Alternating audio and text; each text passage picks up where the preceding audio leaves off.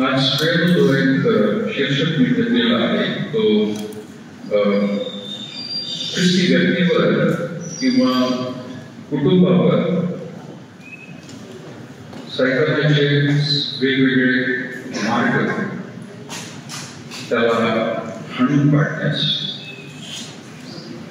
कसे आहेत ते पाहणे. सैतानाचे वेगवेगळे मार्ग एखाद्या ख्रिस्ती व्यक्तीवर, परिवारावर, कुटुंबावर कशा रीतीने खेळतो तो हल्ला करतो याबद्दल एका व्यक्तीने असं सांगितलं होतं की एदेन बागेमध्ये फळाचं खेळाचं त्या ठिकाणी मोह दाखवला आणि त्याद्वारे फूल दिल्यासारखं खेळतो हवाबाईच नाही तर आदम देखील खेळतो ते फळ खाण्यास प्रवृत्त झाला. परंतु ही सर्व गोष्ट सैतानाने बळवून केलेली नाही, परंतु त्याने फक्त सूचित केलं आणि ती घडली. आणि त्या काळामध्ये त्याने तुमचे डोळे उघडतील म्हणून सांगितलं असं त्यांना मोहामध्ये वाटले. नंतरच्या काळामध्ये आपण पाहतो की देवापासून विश्वासणाऱ्यांनी दूर जावं म्हणून संपूर्ण इस्रायल लोकांना मूर्तिपूजेच्या गोष्टींमध्ये अडकवण्याचा प्रयत्न इथे बागेमध्ये फळ होतं.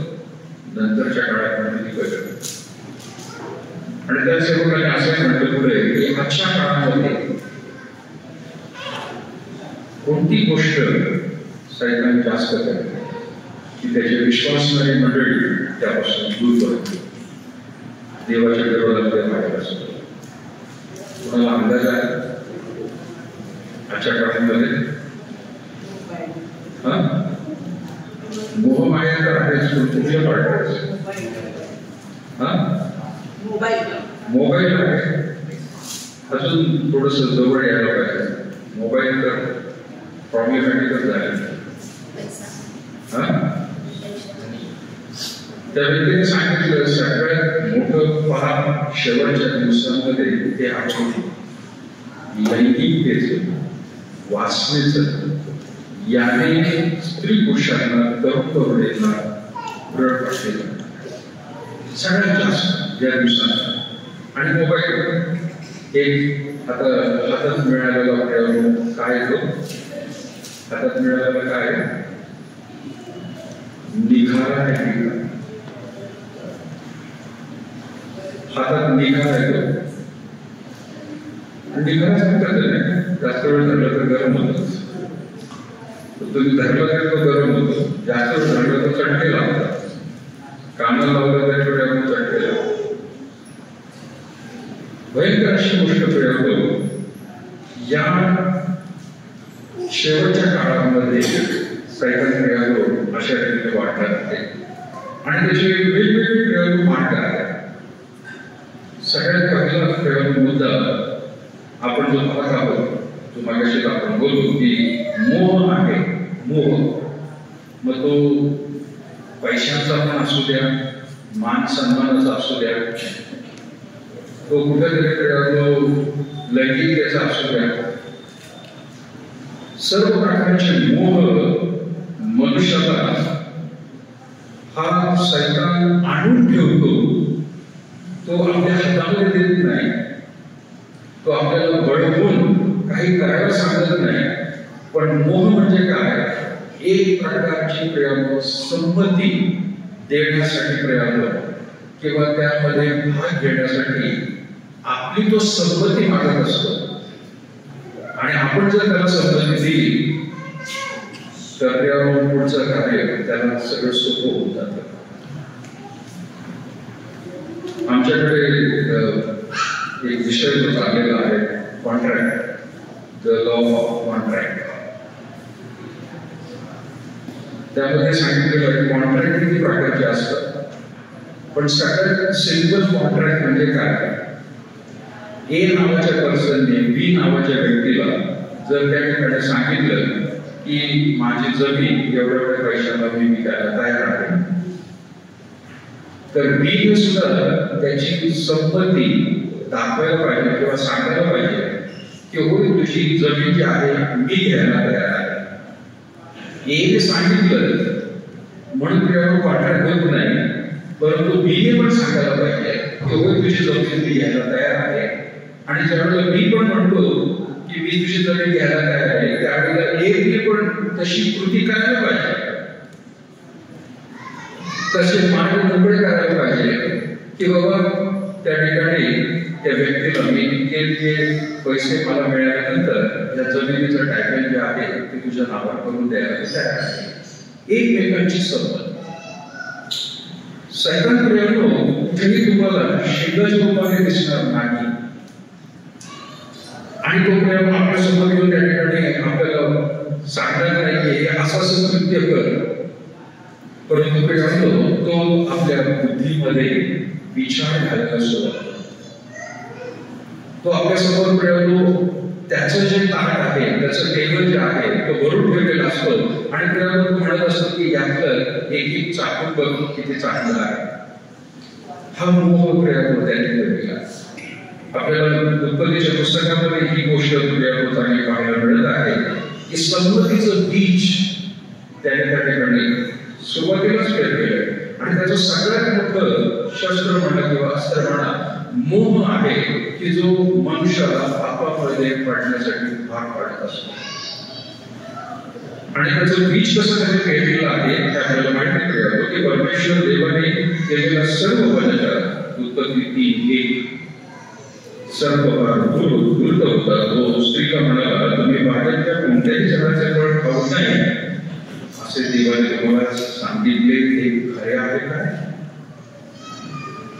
मी पेरलं त्याने मिळालं.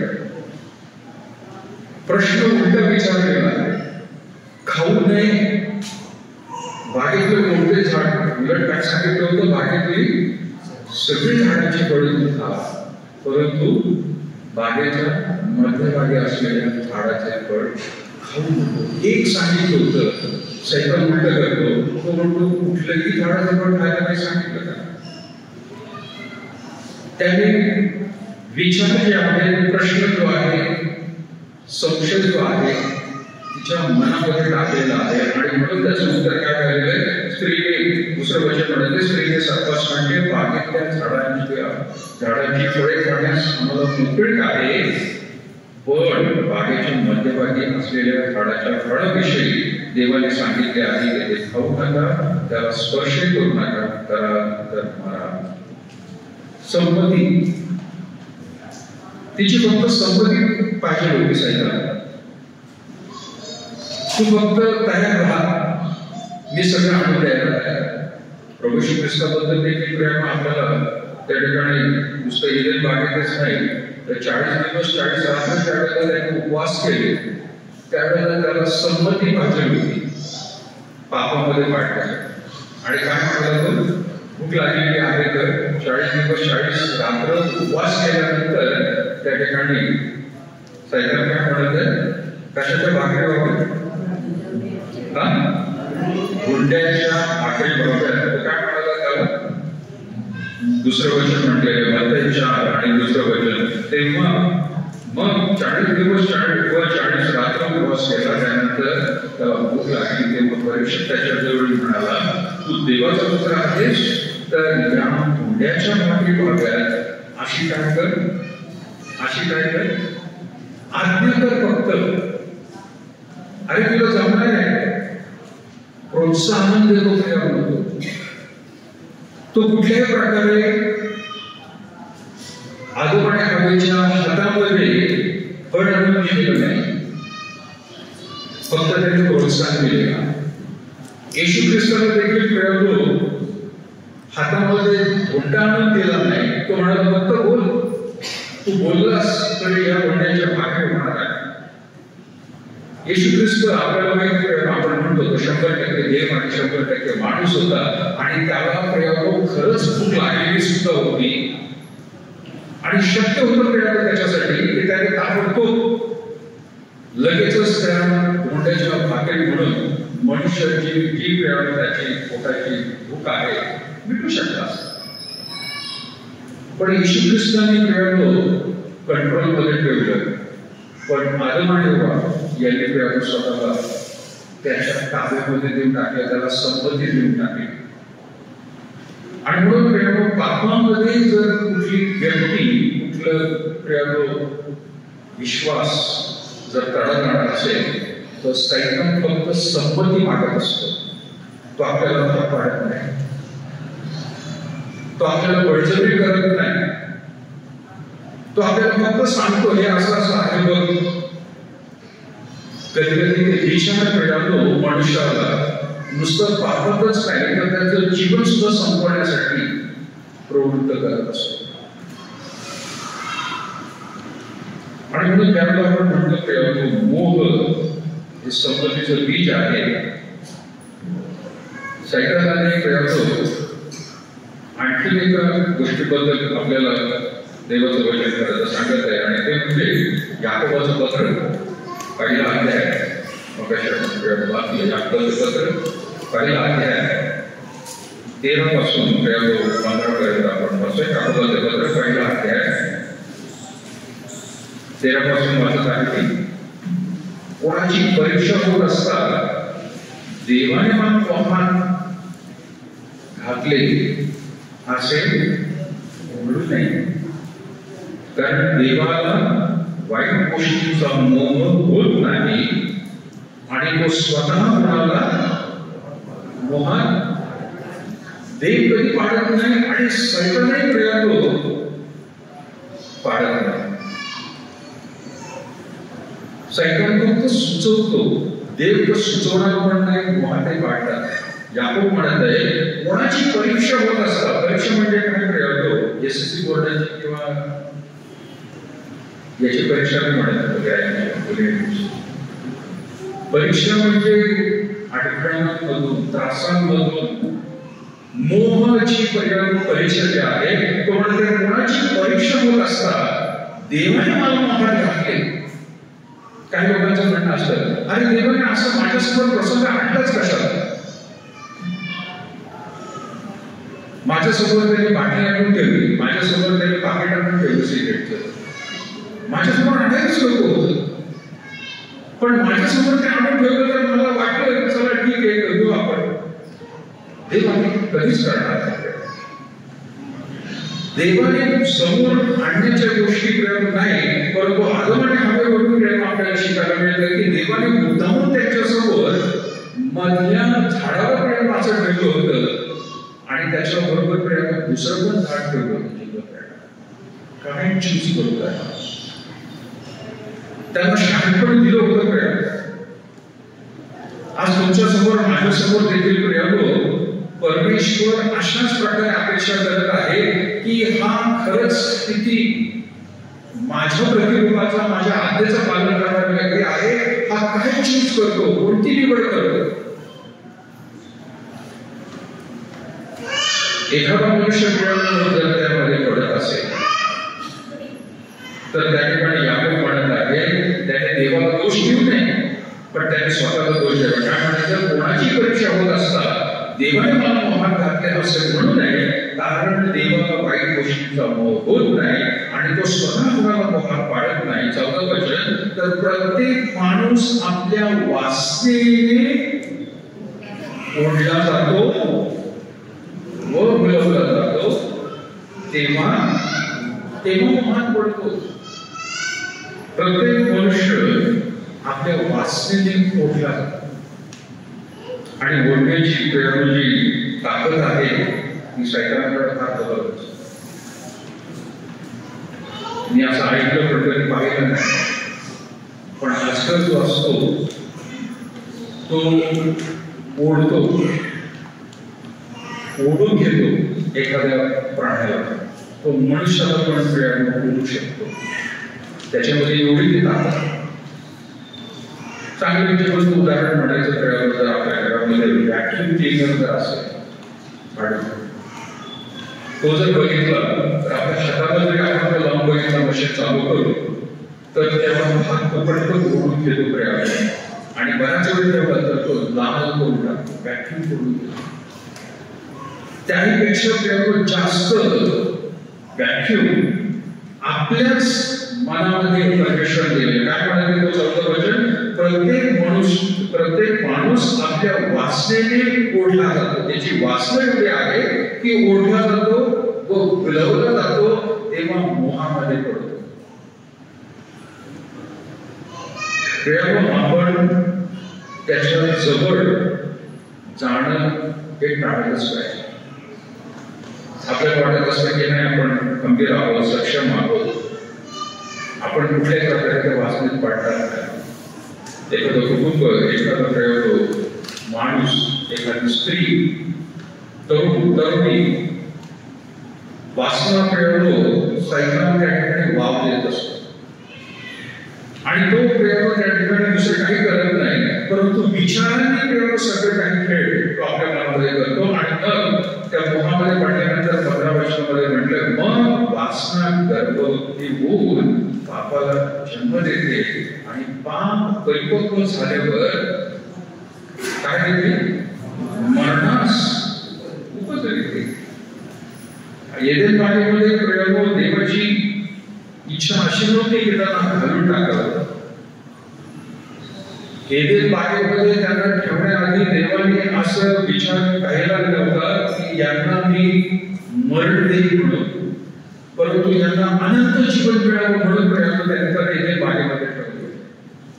देवाच्या आज्ञेमध्ये राहून प्रयोग जीवनाचं झाड हे जर त्यांनी प्रयोग त्याचं फळ खाल्लं असतं, बऱ्या वाईटापासून दूर राहिलं असते, तर प्रयोग आजपर्यंत आपल्या सगळ्यांमध्ये आगमन यावं आणि आपण प्रयोग त्या ठिकाणी सगळेजण विचारावर करायचं. माझा पहिला मुद्दा प्रयोग या ठिकाणी म्हणत आहे की मोह हे संपत्तीचे बीज आपल्यापासून दूर ठेवायला पाहिजे.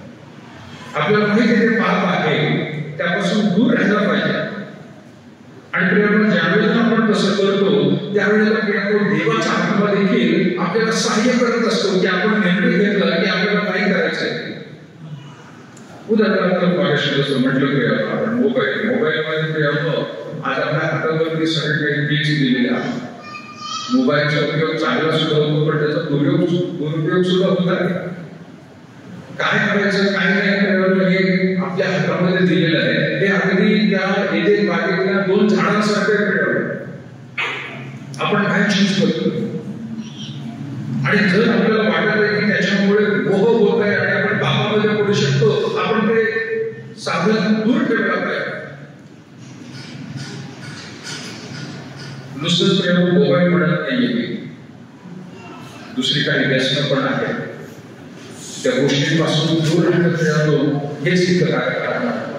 आपण पवित्रतेच्या मार्गामध्ये चालण्यास देवाचा आत्मा आपल्याला सहाय्य करत असतो. ज्यावेळेला प्रेम आपण ते दूर राहतो त्या गोष्टीपासून, देवाचा आत्मा प्रेम आपल्याला वेगवेगळे रीतीने चांगले मार्ग किंवा प्रेम त्याच्या सानिध्यामध्ये पवित्र जीवन कसं जगता येईल यासाठी प्रेम आपल्या समोर तो सुद्धा प्रेम त्याची मेज तयार करतो आणि तो दाखवतो प्रेम किती चांगल्या चांगल्या गोष्टी याचं सेवन करा. दोन्ही वस्तू आहेत प्रेम गोष्टी,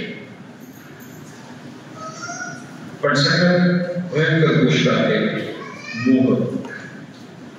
आपण जोपर्यंत या भूतलावरती जिवंत आहोत, तो कोणी व्यक्ती असू द्या, तो बाळक असू द्या, तो सामान्य सभासद असू द्या, तो कुठल्याही प्रकारचा व्यक्ती असू द्या, प्रेम मोह त्याच्या आयुष्यभर त्याला सामोरं होणार. पण चूज काय करायचं, नक्की काय निवडायचं हे आपल्याला कळतं. न सैतान प्रेम बळजबरी करत आहे आणि ना परमेश्वर सुद्धा बळजबरी करत आहे. आपण प्रेम दोघांच्याही मध्ये आहोत. आपण कुठल्या बाजूला जायचं हे देवाने प्रेम आपल्या हातात दिले. दोघंही प्रेम बळजबरी करणार नाही, देव सुद्धा बळजबरी करणार नाही की तू स्वर्गात यायला पाहिजे, आणि सैतान सुद्धा प्रेम बळजबरी करणार नाही की तू नरकात यायला पाहिजे. पण सैतान वाईट गोष्टी प्रेम आपल्या समोर ठेवतो. ज्यावेळेला प्रेम आपण त्याच्यापासून दूर राहण्याचा निश्चय करतो, देव आपल्याला त्याचा पवित्र आत्मा देतो आणि त्याच्या चांगल्या गोष्टींमध्ये वाढण्यास तो मार्गदर्शक सुद्धा करतो. यामुळे प्रयोग एखादा व्यक्ती, एखादं कुटुंब उद्ध्वस्त होऊ शकतो. दुसरा प्रयोग या ठिकाणी पापाबद्दल जर आपण म्हटलं तर तो एक खुलं द्वार. पहिला मुद्दा मी म्हटलं प्रयोग मोह आहे. दुसरा आहे ओपन डोर, खुलं द्वार ठेवलेलं आहे. खुलं द्वार म्हणजे काय प्रयोग की आपलं हृदय जे आहे ते आपण उघडं ठेवलेलं आहे आणि आमंत्रण देत आहोत. जेव्हा कायद्याच्या भाषेत म्हणतंय कायदेशीर प्रवेश तुम्ही करू शकता. आपल्यामध्ये कोणी आहे का की रात्रीचं झोपण्याआधी आपलं दार आपण उघडं ठेवतो? कोणी आहे आपल्यामध्ये रात्रभर उघडं ठेवलेलं आहे? काय करतो आपण? बंद करून घेतो नाही. कशाला बंद करतो? काय भीती असते? नुसतं दारच नसतं, काही ठिकाणी सेफ्टी डोअर एक असतो, जसं आपल्याकडे लोखंडाचं. नुसतं दार खोलून पण एखादी येऊ शकतो, सेफ्टी डोअर पण लावायचा लोखंडाचा. इतकी काळजी आपण घेतो का कोणीतरी आत घुसण्याचा प्रवेश करतो. जे प्रेरणा त्या ठिकाणी काळजी घेतात त्या सगळ्यांना मी म्हणेन की आपलं हृदयाचं द्वार हे खरंच कोणासाठी ओपन ठेवतो? कुठल्या गोष्टींसाठी आपण ओपन ठेवले? काही गाव आहेत तर म्हणतात घराला दार आहे, कडी न लावतो, कडी कोणा नाही. पण अशी पूर्वी म्हण होती, आता मात्र भयंकर झाले. पण ते कमीत कमी मला तरी वाटतं जरी ते कडी कोणा नाही पण रात्री झोपताना ते लावून तरी घेत असते. कडी कोणा नाही पण लावून तरी ठेवा, का रात्रभर उघडे ठेवत असते. रात्रभर जर उघडे ठेवलं तर मनुष्य तर येण्याची शक्यता आहे. पण माणसाला जरी माहीत असेल की नाही हे धार्मिक स्थळ आहे बाबा आणि कुणाच्या घरामध्ये असं काय करू नये, पण जनावराचं काय? एखादा साप म्हणा, त्याला माहिती आहे का धार्मिक करते बाबा हे धार्मिक आहे, तो आतमध्ये कधी प्रवेश करतो. विंचू म्हणा, त्याला कुठं माहिती नाही कोणतं तीर्थस्थान आहे किंवा काय, ते प्रवेश करणारच. आणि म्हणून त्यांनी सुद्धा प्रवेश करू नये म्हणून दहा प्रयोग लावलं जातं. विश्वासणाऱ्यांच्या जीवनामध्ये प्रार्थना हे प्रयोग रात्रीचं द्वार आहे आणि दिवसाचं सुद्धा प्रयोग. हे बंद करून प्रयोग झोपणं आणि सकाळी चालू करून प्रयोग बाहेर जाणं. बऱ्याच वेळा प्रयोग आपण ह्या गोष्टीकडे देखील दुर्लक्ष करतो की आपल्या वैयक्तिक जीवनामध्ये, कौटुंबिक जीवनामध्ये प्रार्थनेला प्रयोग फार कमी होतो किंवा काही वेळेला प्रार्थनाच होत नाही, कौटुंबिक प्रार्थनाच होत नाही. पण नाना प्रकारच्या गोष्टी आतमध्ये येणारच प्रयोग. जरी एखाद्याच्या जीवनामध्ये कौटुंबिक होत असली तरी वैयक्तिक प्रार्थनेमध्ये देवा सांगत असतो, त्या कुटुंबाला सांगत असतो काय करायचं काय नाही, आपल्याला कसं वागायचं आहे. कुठल्याही प्रकारे प्रयोग आपण सैतानाला वाव द्यायचा नाही, खुलं द्वार ठेवायचं नाही. आणि ज्या गोष्टीची प्रयोग लक्षात घ्या, देव जसं प्रयोग आपल्याला आतून बाहेरून ओळखतो तसं सैतानाला देखील प्रयोग माहित आहे आतून बाहेरून आपण कसे आहोत. असं म्हणू नका फक्त देवाला माहिती माझ्या मनात काही विचार करायचे, सैतानाला तेवढे प्रयोग माहित आहे, त्याला तेवढी ताकद आहे, त्याला समजतंय प्रयोग. तुम्ही तुमच्या अंतःकरणामध्ये कोणत्या गोष्टीला थारा दिलेला आहे,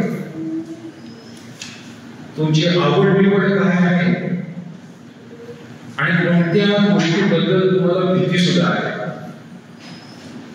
हे सैतानाला देखील प्रयोग तेवढं माहित आहे. आणि म्हणून त्याला ज्या वेळेला प्रयोग आपल्याला पापामध्ये पाडण्याचा प्रयत्न करत असतो, तो मोह अगदी त्याच प्रकारे करत असतो. म्हणजे आपला जो अशक्तपणा आहे तो देवाला तर ठाऊकच आहे, पण सैतानाला सुद्धा ठाऊक आहे की याचा अशक्तपणा काय आहे. एखाद्याचा अशक्तपणा पैसा असतो प्रेम, तो पैशांच्या गोष्टी मिळवून त्या पुरुषासमोर ठेवली की हे पापात पडावं, याने देवापासून निघावं आणि मोहामध्ये पडावं, हे पाप करावं. एखाद्याला नाव लौकिकतेचं असतं की माझा सन्मान झाला नाही, माझा आदर करण्यात आलेला नाही, तो मान सन्मानासाठी हकलेला असतो, तो कुठेतरी त्याला राग येण्यासाठी प्रवृत्त करेल, विचार अशा काहीतरी घालेल आणि त्याच्यामध्ये तो पडेल. एखाद्याला वासना असते खेळात शारीरिक दृष्ट्या, सैतानाला ती सुद्धा माहीत असतं की ह्याला कोणत्या प्रकारची वासना त्याची सगळ्यांनाच प्रेरणा. पण त्याच्यामध्ये जसं आपण त्या ठिकाणी वाचलं की त्याला आपण दारच उघडून दिलं नाही किंवा त्याच्यासाठी दार बंदच ठेवलं तर प्रिय सैतान कुठल्याही प्रकारे आपल्या जीवनामध्ये कार्य करतात. आणि म्हणून फलद्वार जे आहे ते कायदेशीर प्रमाणे प्रिय त्याला आपण मंजुरी देत आहोत की ये तू आणि माझ्या घरामध्ये, माझ्या हृदयामध्ये तुझं वास्तव्य असू दे. काही उदाहरण प्रिय रोमकारांबद्दल आपण जर त्या ठिकाणी काढलं, 6वा अध्याय रोमकारांपत्र त्याचा 6वा अध्याय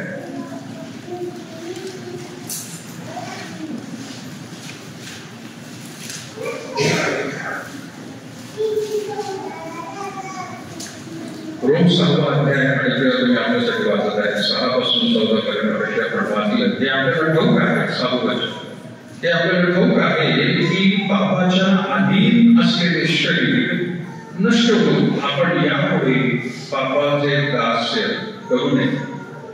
म्हणून आपल्यातील जुना मनुष्य त्याच्याबरोबर वधस्तंभावर खेळला गेला, कारण जो कोणी मेला तो पापाच्या दोषापासून मुक्त होऊन नीतिमान असा ठरलेला आहे. जुना मनुष्य पाऊल ख्रिस्ती व्यक्तीच्या जीवनामध्ये पाप नसावं, त्याने कुठल्या प्रकारच्या मोहाला बळी पडू नये, कारण तुमचा स्वभाव म्हणाला जुना मनुष्य जो होता तो ते करायला तुम्हाला सांगत होता. पण आता मात्र प्रियानो तुमचा बाप्तिस्मा झाला, त्या प्रभू श्री ख्रिस्तावरती तुम्ही विश्वास ठेवलाय, त्याला देव म्हणून स्वीकारलेला आहे, तर आता मात्र तुम्ही त्याच्यामध्ये राहू नये. तो जुना मनुष्य म्हणत आहे वधस्तंभावरती खेळून टाकलेला, त्याला खाली येता येत नाही, स्वतःला त्याला मारून टाकले, तो तुम्ही मारला. आणि म्हणून तो म्हणत आहे वाचत आहे 6वं वचन, हे आपल्याला ठाऊक आहे की पापाच्या अधीन असलेले शरीर नष्ट होऊन आपण यापुढे पापाचे दास्य करू नये, म्हणजे त्याचे गुलाम होऊ नये. म्हणून आपल्यातील जुना मनुष्य त्याच्याबरोबर वधस्तंभाला खेळला गेला, कारण जो कोणी मेला तो पापाच्या दोषापासून मुक्त होऊन नीतिमान ठरलेला आहे. आता त्याच्यावरती दोष देणार नाही देव जर त्यांनी प्रभू श्री ख्रिस्ताच्या नावामध्ये पश्चाताप करून बाप्तिस्मा घेतला तर. पुढे म्हटले 8 वचन, आपण ख्रिस्ताबरोबर मरण पावलो असल्यास त्याच्याबरोबर जिवंत राहू असा आपला विश्वास आहे. आपणास ठाऊक आहे की मेलेला तो उठलेला ख्रिस्त यापुढे मरण पावत नाही, त्याच्यावर यापुढे मरणाची सत्ता चालत नाही. मरणाची सत्ता, पापाची सत्ता, सैतानाची सत्ता येशू ख्रिस्तावरती विश्वास ठेवल्यावरती प्रियावरती त्याची सत्ता चालत नाही, ती उघडून टाकण्यात आली. आणि म्हणून तुम्हाला आणि मला या वचनामधून देव दाखवत आहे की आता तुमचं आणि माझं जीवन हे ख्रिस्ताच्या हातामध्ये आहे, सैतानाच्या ताब्यात नाही. आपल्यावरती भयंकर प्रेशर आहे, कारण आपण जगामध्ये किती बरं झालं असतं की आपला बाप्तिस्मा झाल्यानंतर या जगाच्या पातळीपासून एक वेगळी पातळी देवाने तयार करायला पाहिजे होती की तिथं आपण सगळेजण पवित्र लोक राहायला असतो. मग पापाचा कुठलाही छोटा सुद्धा भाग आपल्याला येऊ शकत, पण देवाने तसं केलेलं नाहीये. या भूतलावर राहत असतानाच आपल्याला पापाची क्षमा मागून पश्चाताप करून जो एक नवीन मनुष्य तयार केलेला आहे, नवीन प्रियानो जीवन तयार झालेलं आपल्या जीवनामध्ये, ते इथंच प्रियानो या भूतलावर अवतीभोवती सगळ्या प्रकारचा दबाव असताना टिकून राहणं फार गरजेचं आहे. येशू ख्रिस्ताने तेच केलं प्रियानो. कारण तुमच्या समोर माझ्या समोर तो एक सगळ्यांना चांगला मॉडेल आहे. मनुष्याच्या रूपाने त्यांनी केलं. काही लोक म्हणतील हो तो देव होता, त्याला सगळं काही शक्य होतं. नाही, तो 100% देव 100% माणूस होता आणि माणूस म्हणून त्यांनी स्वतःला प्रियाच्या ताब्यामध्ये ठेवले. ती गोष्ट तुम्हाला आणि मला या ठिकाणी करायची.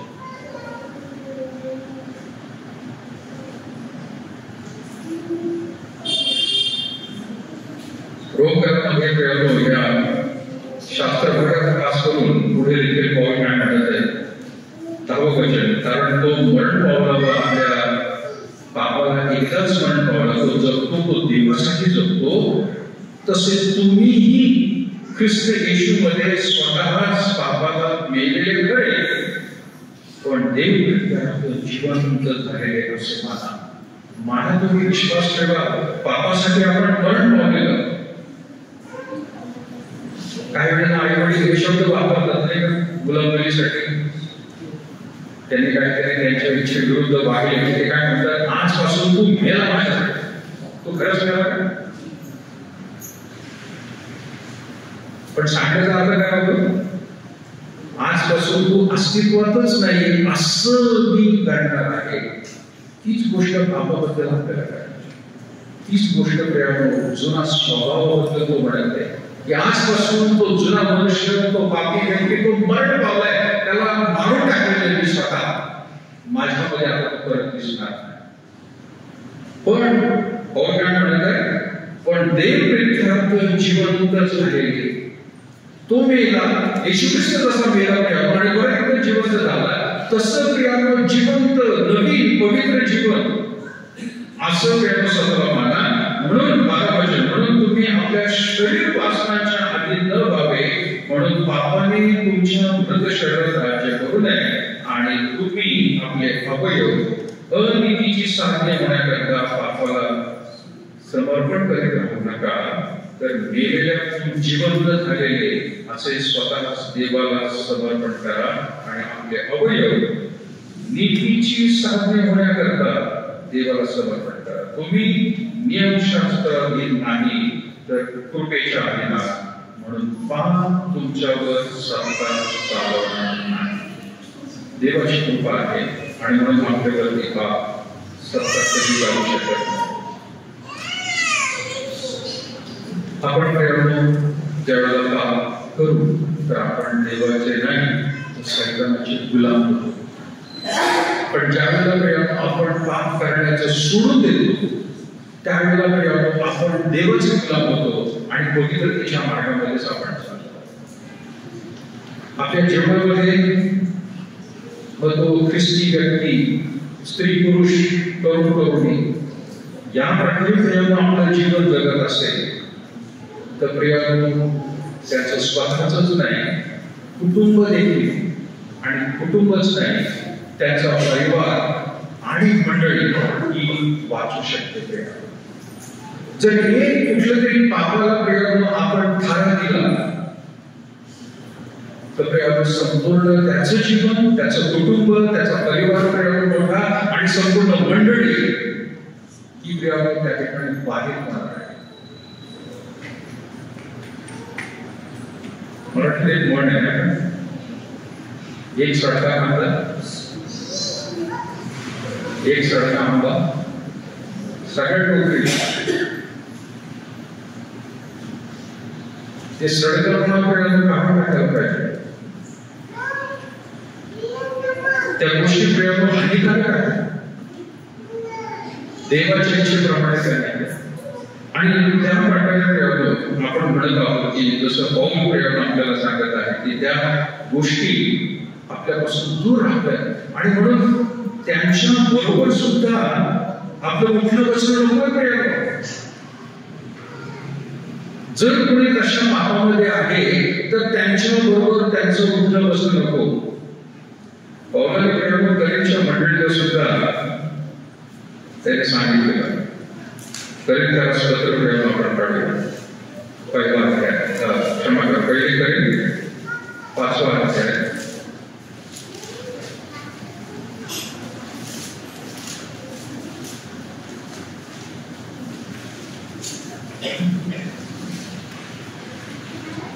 पहिली करेल 5वा अध्याय तिथं म्हटलेलं आहे, पहिल्या वर्षापासून मी वाचत आहे.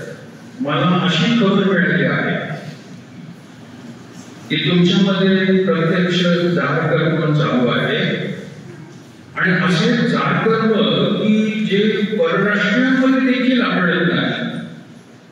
म्हणजे तुम्हातील कोणी एकाने आपल्या बापाची बायको ठेवली आहे, तरीही तुम्ही फुगला आहात आणि हे कर्म करणारा आपणातून घालून देण्याची का शोध तुम्ही केला. गरीबमध्ये मोठी समस्या आहे. एका तरुणाने आपली बाबाची बायको ठेवून घेतली. आता बाबाची बायको म्हणजे त्याची आई होती, पण ही त्याची खरी आई नाही. समस्या ही होती की ती त्याची सावत्र आई होती, आणि सावत्र आई बरोबर हा व्यक्ती राहत आहे जसा काय तो तिचा नवरा आहे. पाऊलाला ही खबर मिळाली. लक्षात घ्या, पहिल्या वचनामध्येच म्हटलेलं आहे, मला अशी खबर मिळाली आहे की तुमच्यामध्ये प्रत्यक्ष जागकर्म चालू आहे, आणि असले जागकर्म त्याचे परराष्ट्रांमध्ये देखील चालू आहे. पाऊलाने काय सांगितलं, त्याला खबर मिळाली म्हणून तो गप्प बसला नाही बरं. आपण एकमेकांच्या खबरी ठेवतो. कधी कधी काय ठेवतो आपल्याकडे नाही म्हणत मी, पण मी पाहिलं दुसऱ्या ठिकाणी देखील की काय खबर झाली की याच्यासाठी चर्च येत असत. काहीतरी खबर मिळायला पाहिजे, काय चाललंय काय नाही पाहिजे म्हणून खबरी घेतात. पाऊलाला खबर मिळाली, त्यांनी त्या ठिकाणी तो शांत बसलेला. खबर मिळालेली आहे आणि त्यांनी उघडलं केलं सांगितलेलं आहे, आणि तो म्हणत आहे की एवढं तुम्हाला माहीत असून देखील तुम्ही फुगलेला आहात. म्हणजे काय, तुम्हाला त्याच वाईट वाटत नाहीये की जो आपल्यामध्ये काहीतरी करतोय त्याला तुम्ही सांभाळून घेताय, त्याला आपल्यापासून दूर घालवण्याची कोणाचीही त्या ठिकाणी मनस्थिती नाही राहू दे. एखादा पाप एखादा व्यक्ती करत आहे, त्याला समज देऊन प्रेमाने ते सोडून द्यायला सांगितलं पाहिजे, परंतु तसं न करता छापण्याचा प्रयत्न करायचा आणि प्रेमाने त्याला आपल्यामध्ये वागू द्यायचं, त्याच्याबरोबर प्रेमाने सर्व प्रकारच्या गोष्टी करायच्या. ही गोष्ट लज्जास्पद आहे. कुटुंब उद्ध्वस्त होईल, त्या मनुष्याचं जीवन उद्ध्वस्त होणारच आहे, पण परिवार आणि प्रेम मंडळ ही सुद्धा राहणार. आणि म्हणून तो काय म्हणतो, तिसरं वचन, मी शरीराने गैरहजर असलो तरी आत्म्याने हजर आहे, आणि हजर असल्यासारखे मी तर निर्णय घेऊन चुकलो आहे तो असा की ज्याने अशा प्रकारे हे कर्म केले त्या माणसाला तुम्ही व आपल्या प्रभू येशू ख्रिस्ताच्या सामर्थ्याने युक्त असा आत्मा यांनी एकत्र मिळून आपल्या प्रभू येशू याच्या नावाने देव स्वभावाच्या नाशाकरता सैतानाच्या स्वाधीन करावे, अशा हेतूने ती आत्मा प्रभू येशूच्या दिवशी तारला. और म्हणत आहे की त्याला तुम्ही सैतानाच्या स्वाधीन करून टाका. का बरं स्वाधीन करा? कारण शेवटच्या दिवशी ज्यावेळेला प्रभू येईल त्याला सांगून सुद्धा जर होत नाहीये तर त्याला प्रभूने सोडलेला आहे. मी सुद्धा सांगत आहे सोडलेला आहे. अशासाठी आपल्यामधून त्याला काढून टाका की जेणेकरून प्रेमाने तो पश्चाताप करेल आणि प्रभूच्या शेवटच्या दिवशी, न्यायाच्या दिवशी त्याचा आत्मा तरी वाचवला जाईल जर त्याने पश्चाताप केला. आज कित्येक प्रयोग ख्रिस्ती समाजामध्ये या गोष्टी आपल्याला आहेत. भयंकर रीतीचे वेगवेगळे पाप मी मागाशीच म्हणलं की सैतानाचं एक सगळ्यात मोठं शस्त्र तो मोह दाखवतो प्रेरणा आणि मोह दाखवल्यानंतर एक खुलं आमंत्रण म्हणून प्रेरणा पुस्तक आपले विश्वास करत देतं. या मनुष्याला सुद्धा हा चर्चमध्ये येतोय, मंडळीमध्ये भक्ती करतोय, परंतु प्रेरणा त्याला सगळेजण सामावून घेतात. त्याच्या दोषाबद्दल त्याला काही सांगत नाही, बोलत नाही, त्याला तो मार्ग सोडून द्यायला सांगत नाही. शेवटी पावलाला खबर मिळाली आणि तिथून तो पत्र लिहून सांगतोय. पुढे काय म्हणतो 7वा वचन, तुमचे हे अड्ड्यात पाडणे बरे नव्हे, थोडे खमीर, काय म्हणतोय, थोडे खमीर सगळा गोळा उगवते हे तुम्हाला ठाऊक नाही का? तर जुने खमीर काढून टाका, अशा हेतूने की तुम्ही जसे बेखमीर झाला आहात तसे तुम्ही नवा गोळा व्हावे. कारण आपला वलंडणाचा यज्ञ पशु जो ख्रिस्त त्याचे अर्पण झाले, म्हणून आपण सण पाळावा तो जुन्या खमीराने अथवा वाईटपणा व दुष्टपणा यांच्या खमीराने नव्हे, तर सात्विकपणा व खरेपणा या बेखमीर भागेने तो पाळावा. 9 वचन, तुम्ही जारकर्म्यांची संगत धरू नये असे मी आपल्या पत्रात तुम्हास लिहिले होते. ही वचन आहे की ज्याच्यावरून आपल्याला कळतं की पावलाने करंजच्या मंडळीला अजून एक पत्र लिहिलं. ते गहाळ झालं, ते माहित नाही कुठे अजूनपर्यंत सापडलं ते. पण तो यामध्ये उल्लेख करून सांगते की मागच्या पत्रामध्ये सुद्धा मी तुम्हाला सांगितलं होतं. म्हणजे ह्याला जे आपण म्हणतो पहिलं पत्र आहे ते खरं तर काय आहे, करंजच्या मंडळीत लिहिलेलं दुसरं पत्र आहे. पहिलं पत्र काय झालं, पण त्याच्यामध्ये त्यांनी काय लिहिलं होतं त्याच्याबद्दल म्हणत आहे की तुम्ही जारकर्माशी संगत धरू नये असे मी आपल्या पत्रात तुम्हाला लिहिले होते. तथापि या जगाचे जारकर्मी, लोभी, वित्तहरण करणारे व मूर्तीपूजक यांची संगत मुळीच धरू नये असे माझे म्हणणे नाही. कारण तसे करा तर तुम्हा जगातून निघून जावे लागेल. तो म्हणत आहे की बाबा यांच्याबरोबर संगत करायची नाही, तर आपल्या अवतीभोवती तर सगळे तेच लोक आहेत. आणि अशा लोकांमध्ये जर आपण वावरत आहोत आणि जर आपण असा नेटकारा केला तर या जगातूनच आपल्याला जावं लागेल. पाऊल म्हणते, पण पुढे तो काय म्हणते बघा, म्हणून मी तुम्हाला जे लिहिले होते त्याचा अर्थ असा की बंधू म्हणलेला असा कोणी जर जारकर्मी, लोभी, मूर्तिपूजक, चाहणार, मद्यपी किंवा वित्तहरण करणारा असला तर तशाची संगत धरू नये. त्याच्या पंक्तीस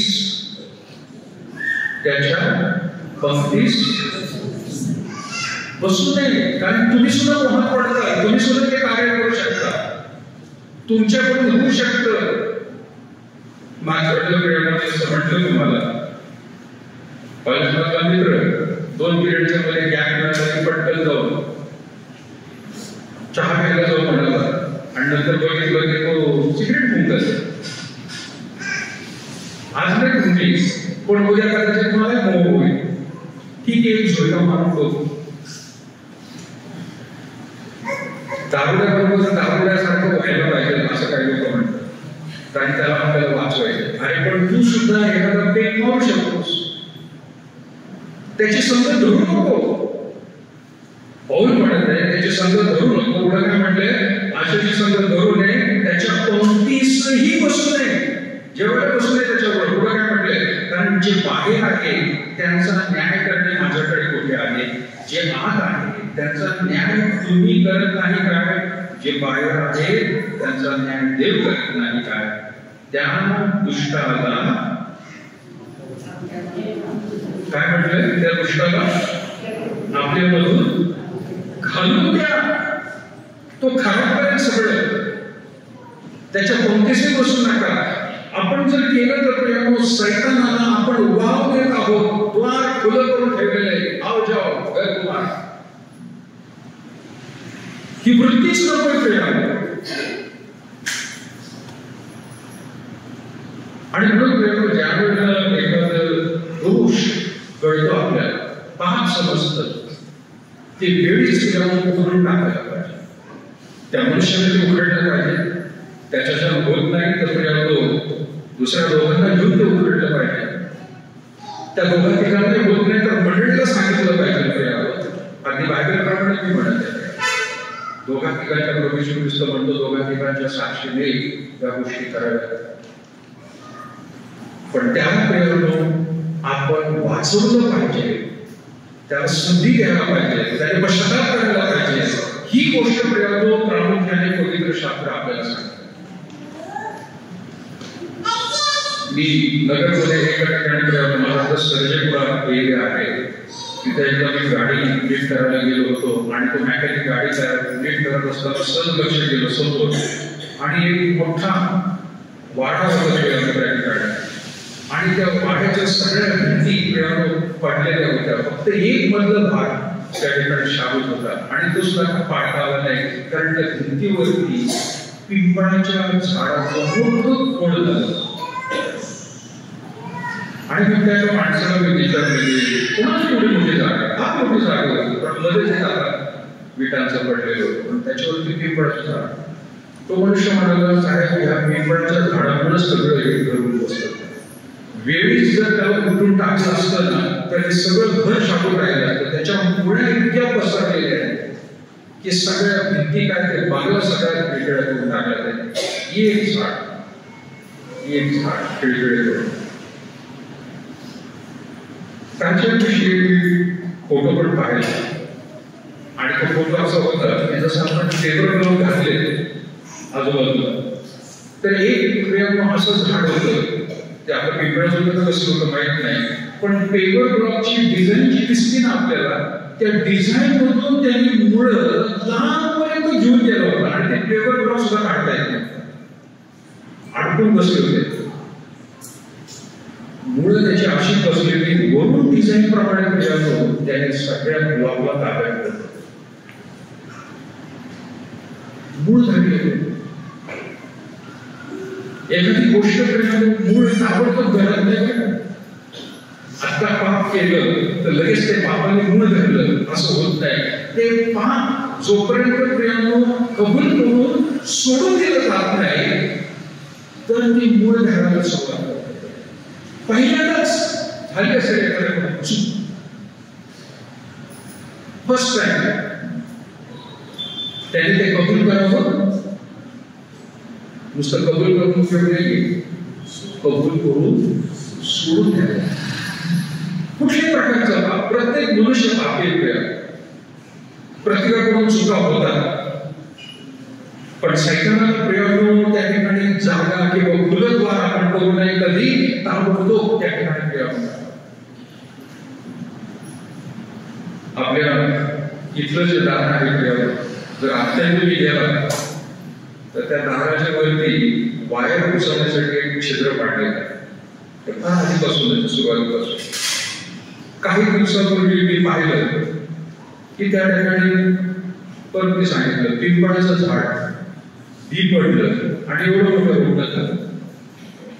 इतकं फास्ट वाढलं प्रयत्न ते मी पूर्ण उकळून काढलं, प्रयत्न करून ते सगळं उकळून काढलं. आता थोड्या दिवसापूर्वी परत एकदा मला की परत ते पिंपळाचं झाड आहे. आता मी काय करणार, परत जाऊन उकळ जमेल त्याच्यावर आता बंदोबस्त करायला पाहिजे. त्याचं मूळ पूर्ण निघालं नाही वाटतं आणि म्हणून ते परत येते. त्याचा असा बंदोबस्त करायला पाहिजे की त्याच्यावरती फवारणी करून त्याला सिमेंट बंद करून त्याला पाणी सुद्धा लागायला नाही पाहिजे. असं जर केलं तरच त्या ठिकाणी ते आणि आपली बिल्डिंग चालू झाली. अशा पूर्वी बऱ्याचशा पूर्वी होत होत्या बिल्डिंगच्या बाहेर सुद्धा, इथंच नाही. पण तुम्ही आपण गेलं तर इथं मला थोडासा वेळ मिळाला नाही वरती चढायला आणि ते काढायला, ते फार भरते म्हणून जमलं नाही. पण मुळात प्रेमाला लक्षात घ्या, मूळ कधी घडलं ताबडतोब पाप केलं म्हणून घडत नाही. तेव्हा बरेच दिवस झालेले असतात, ते कबूल केलेलं नसतं आणि ती वृत्ती काढून टाकली. व्यसन सुद्धा असू नये. एखादी दुसरी गोष्ट असू द्या, विचाराच्या गोष्टी असू द्या, मूळ धरत नाही ते प्रेम मूळ कधी धरतं ज्या वेळेला ते कबूल केलं नाही पण झाकून ठेवण्याचा प्रयत्न केला. सूत्रकर्ता म्हणतो मी आपले पाप झाकून ठेवले तर काय होईल, माझे हाडं रुजायला. जो आपले पाप कबूल करतो ते सोडून देतो, देव त्याच्यावर. सैतानाच्या गोष्टी केल्यावर एखाद्या कुटुंबाला उद्ध्वस्त करण्यासाठी कारणीभूत होऊ शकतात. आपण प्रत्येक स्त्री पुरुषाने स्वतःला परिपक्व आपण समजतो त्या प्रत्येकाने प्रेमाची काळजी घ्यायला पाहिजे आणि वाईट लोकांना प्रेम आपल्यापासून दूर ठेवायला पाहिजे.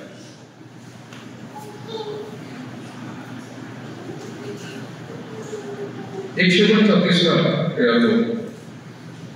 शास्त्र आपण ज्यावेळेला वाचले,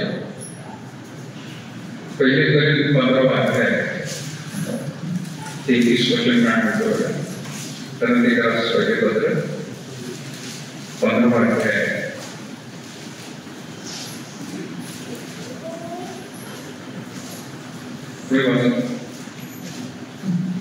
पहिले करीब 15 अध्याय 33 वचन.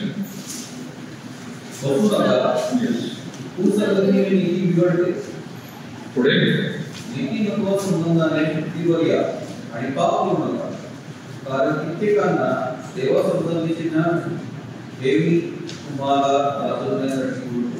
येस, पौल पुढे जाऊन प्रेम म्हणत आहे, फसू नका.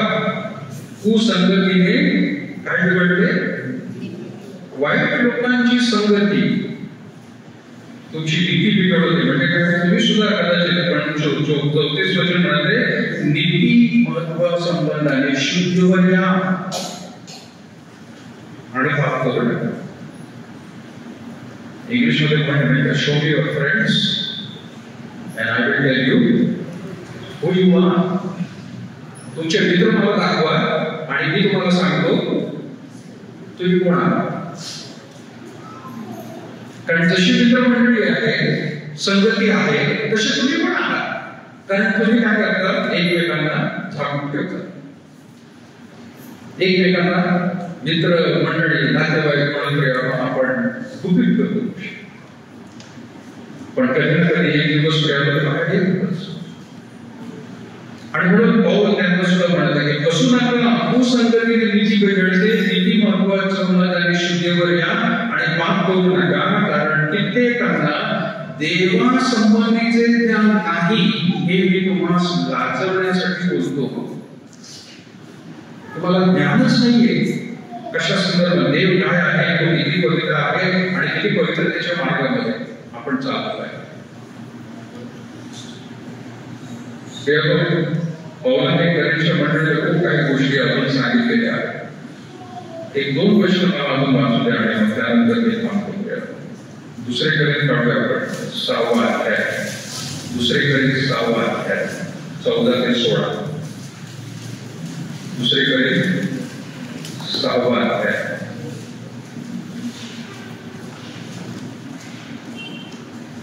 येस, कोणी वाचेल? स्त्रियांपैकी कोणी वाचलं होतं? विश्वास न ठेवणाऱ्यांबरोबर संबंध जोड होऊ नका, कारण नीती व स्वैराचार यांची भागी कशी होणार, उजेड व अंधार यांचा निलाप कसा होणार, ख्रिस्ताची बलियानाची एक वाक्यता कशी होणार, विश्वास ठेवणारा व विश्वास न ठेवणारा हे वाक्य त्यांनी कसे. येस, पौल प्रेमतो या ठिकाणी मंडळीला परत एकदा म्हणत आहे, कलीच्या मंडळीला की तुम्ही विश्वास न ठेवणाऱ्यांबरोबर संबंध जोडून विषय होऊ नका, कारण नीती व स्वैराचार यांची भागी कशी होणार, उजेड व अंधकार त्याचा मिलाप कसा होणार. आता हे उदाहरण कुठून घेतलं असेल की शेतामध्ये ज्यावेळेला नांगरणी करण्यासाठी ज्यावेळेला बैल जोडला जातो तर बैलाबरोबर कोण असावा, दुसरा बैलच असावा. घोडा बरोबर नाही, गाडं दिलं बैलाबरोबर. तिथून प्रेम ही गोष्ट घेतलेली आहे. आपण विश्वासणारे लोक आहोत तर विश्वासणाऱ्यांबरोबर आपली संगती राहायला पाहिजे. विशेष करून प्रेम आजच्या काळामध्ये आपण म्हणत आहोत की लग्न संबंध प्रेम विश्वासणाऱ्यांबरोबरच करायला पाहिजे. अविश्वासू लोकांना धरू नका प्रिय. काही लोक म्हणतात की नाही, एक आत्मा वाचू आम्ही, एक आत्मा वाचू का एक आत्मा इथून निघून जाईल, आणि त्या एका आत्म्यामुळे घर सुद्धा जातं. इथं खबरदारी दिलेली आहे कुटुंबामध्ये.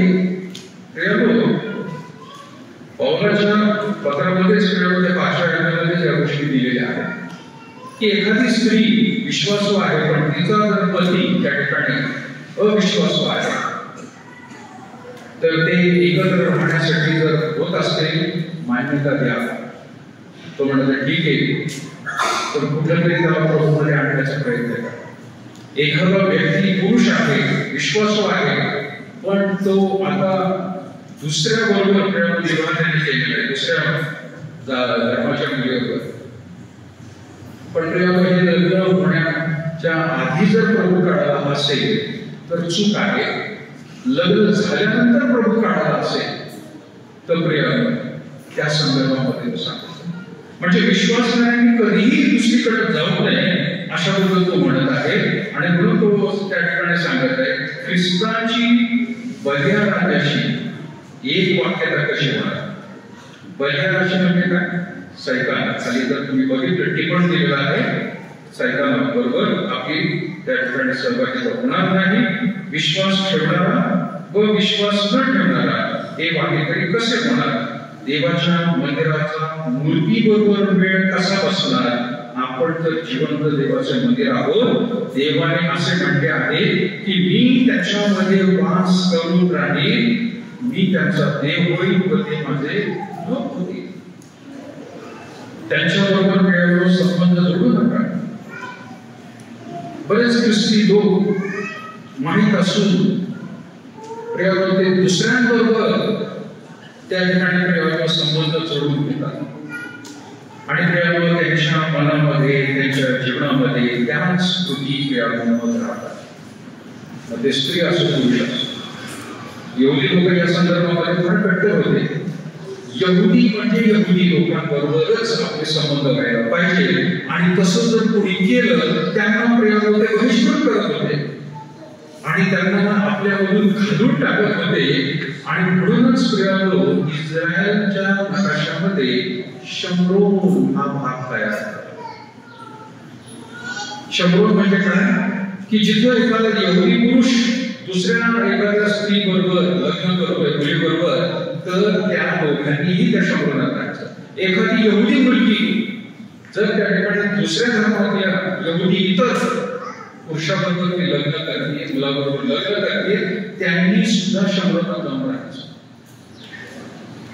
हो, पण त्यांना देवाने त्या ठिकाणी सुवार्थ सांगण्यासाठी तिथपर्यंत गेला आणि सुवार्थेच्या गोष्टींमध्ये प्रेषितांच्या कृत्यात त्यांनी सांगितलं आधी येऊशे मग यहुद्या आणि शम्रोनात सुद्धा तुम्हाला जाणं गरजेचं आहे. त्यांना सुद्धा तारण होणं गरजेचं आहे.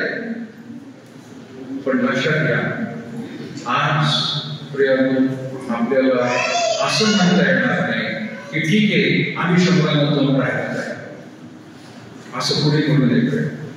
पापामध्ये आपण मुळात पडू नये. आणि जर पडला एखादा तर त्याच्यामधून बाहेर काढण्यासाठी आपण त्याला मदत केली पाहिजे. पश्चाताप कर बाबा. पण तो जर बाहेर येण्याचा प्रयत्न करत नसेल, तेव्हा त्याच परिस्थितीमध्ये राहायचं असेल तर पाहून म्हणत आहे त्याला सैतानाच्या स्वाधीन करू. त्याला आपल्यामधून काढू. 100 वर्ष प्रयत्न त्यानंतर आपण थांबू. शास्त्रे याचा दुसरा अध्याय. शास्त्रे याचा दुसरा अध्याय 11 आणि 13 वर्षापर्यंत. शास्त्रे याचा दुसरा अध्याय 11 पासून 13.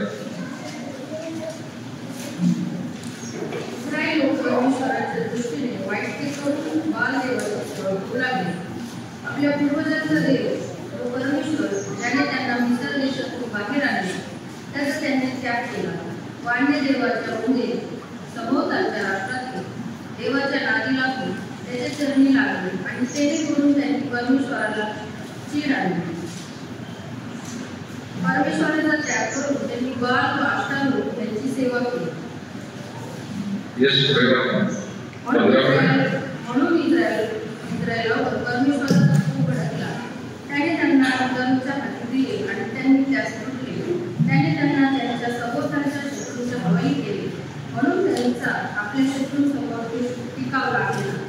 परमेश्वराने त्यांना शपथपूर्वक सांगितल्याप्रमाणे जेथे जेथे ती कूच करत तेथे तेथे त्यांच्यावर परमेश्वराचा हात पडून त्यांचे अधिक होईल आणि ते फार संकटात पडले. परमेश्वराच्या शेतीविरुद्ध जो वाटेल परमेश्वराने त्याच्या आवडणाऱ्या लोकांना निवडलेल्या लोकांना सुद्धा सोडलं नाही. त्यांना त्या ठिकाणी शिक्षा करण्यात आलेली. ते दुसऱ्या देवाच्या मागे लागलेले आहेत. दुसऱ्या देवांची देवाची उपासना करायला लागले आणि म्हणून ते शत्रू म्हणून ज्यांच्यावर ते आक्रमण करायचे त्यांच्यावरतीच परमेश्वर शत्रू म्हणून जायचा आणि त्यांना ते अभिमान लक्षात घेण्यासाठी गोष्ट मला अजून बरेच मुद्दे याच्यामध्ये आहेत. तर आजच्या देवाची पुढच्या रविवारी आपण पाहूया. परंतु महत्वाचा मुद्दा प्रयत्न आहे. सैतानाला वाव देऊ नका. मोह हा पासून दूर राहायला पाहिजे. दुसरा मुद्दा मी म्हटलं खुले द्वार असं करू नका. द्वार उघडे ठेवलेलं आहे. आव जाव नाही. सैतानाला म्हणायचं तू बाहेर माझ्या अंतःकरणात जीवनात मी फक्त प्रभू श्री ख्रिस्तालाच स्थान दिलेलं आहे. तो पवित्रतेचा मार्ग आहे. मी तुझ्यापासून त्या ठिकाणी दूर पडतो जाईल. मी तुझ्याजवळ राहणार नाही. देवाजवळ त्या लक्षात घ्या. तुम्हाला आणि मला परमेश्वर आजही संधी द्यायला आहे. आपण आजही कृपेच्या काळात जगत आहोत. आजही देव कशाची प्रार्थना करत आहे. पण आपली व्यसन आपल्या विचार यापासून आपल्याला दूर राहणं गरजेचं आहे. अन्यथा आपलं जर जीवन उद्ध्वस्त होईल, कुटुंबाचं होईल आणि ते संपूर्ण मंडळीच होईल.